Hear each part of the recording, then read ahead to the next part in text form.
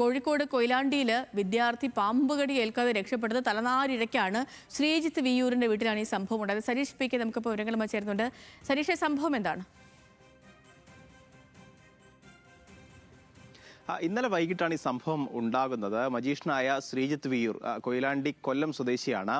അദ്ദേഹത്തിന്റെ വീട്ടിന് പുറകിലാണ് ഈ പാമ്പ് എത്തുന്നത്. ഇത് കാണാതെ എത്തിയ അദ്ദേഹത്തിന്റെ 6ാം ക്ലാസ്സുകാരനായ മകൻ ഇന്ദ്രനീൽ ഈ നടന്നു പോവുകയും തൊട്ടടുത്ത് പാമ്പിനെ കണ്ട് പിന്മാറുകയും ചെയ്യുന്ന ദൃശ്യങ്ങളാണ് CCTVയിൽ ഉള്ളത്. ഭാഗ്യം കൊണ്ട് മാത്രമാണ് ഈ ഇന്ദ്രനീലിനെ കടിയേൽക്കാതെ രക്ഷപ്പെട്ടത്. അവിടെ ഓടിപ്പരുകയും വീടിനോട് ചേർന്നുള്ള പരിസരത്ത് പാമ്പിനെ കാണുകയും ഒരു നിമിഷം കൊണ്ട് ആ കുട്ടി തിരിച്ചു വരികയും ചെയ്തുകൊണ്ട് മാത്രമാണ് കടിയേൽക്കാതെ, അതായത് മീറ്ററുകൾ, അതായത് തൊട്ട അടുത്ത് എന്ന് തന്നെ പറയാവുന്ന രീതിയിലായിരുന്നു പാമ്പ് നിൽക്കുകയും ഇന്ദ്രനീലിനെ കണ്ട ഉടൻ തന്നെ ഒരു നിമിഷത്തേക്ക് പണം വിടർത്തുന്ന മൂർഖൻ പാമ്പായിരുന്നു എന്നുള്ളതാണ് പറയുന്നത്.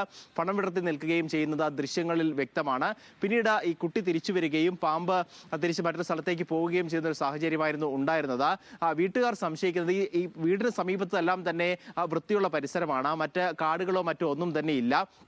ഒരുപക്ഷെ ഈ വീട്ടിന് മുന്നിൽ ചെടിയുണ്ട്, ചെടി നട്ടുപിടിപ്പിച്ചിട്ടുണ്ട്. അപ്പോൾ തണുപ്പ് തേടി ഈ ചെടിക്ക് സമീപത്തേക്ക് എത്തിയതാകാം. അതോടൊപ്പം തന്നെ നേരത്തെ പറഞ്ഞതുപോലെ ശ്രീജിത്ത് ഒരു മജീഷനാണ്. അപ്പോൾ അവിടെ വീട്ടിന് മുന്നിൽ ചില പ്രാവുകളൊക്കെ ഉണ്ട്. അപ്പോൾ സ്വാഭാവികമായും അത്തരത്തിൽ ഒന്നുകിൽ പ്രാവിനെ ഇരയാക്കാൻ വേണ്ടി എത്തിയത്, അല്ലെങ്കിൽ ഈ തണുപ്പ് തേടി ഈ ചെടിക്ക് പരിസരത്തേക്ക് എത്തിയതാകാം എന്നുള്ളതാണ് സംശയിക്കുന്നത്. എന്തായാലും ഈ കുട്ടിയെ കാണുകയും കുട്ടി കണ്ട് തിരിച്ച് വീട്ടുകാരുമായി എത്തുന്നതിന് മുൻപ് തന്നെ പാമ്പ് മറ്റൊരു സ്ഥലത്തേക്ക് പോയിട്ടുണ്ട് എന്നുള്ളതാണ് പിന്നീട് കാണാൻ സാധിച്ചിരുന്നില്ല. അദ്ദേഹം ഈ ശ്രീജിത്ത് ഉൾപ്പെടെയുള്ളവർ പരിശോധന നടത്തിയെങ്കിലും പിന്നീട് കാണാൻ സാധിച്ചില്ല. എന്തായാലും ഭാഗ്യം കൊണ്ട് മാത്രമാണ് ഈ 6ാം ക്ലാസ്സുകാരൻ രക്ഷപ്പെട്ടത് എന്ന കാര്യത്തിൽ സംശയമില്ല.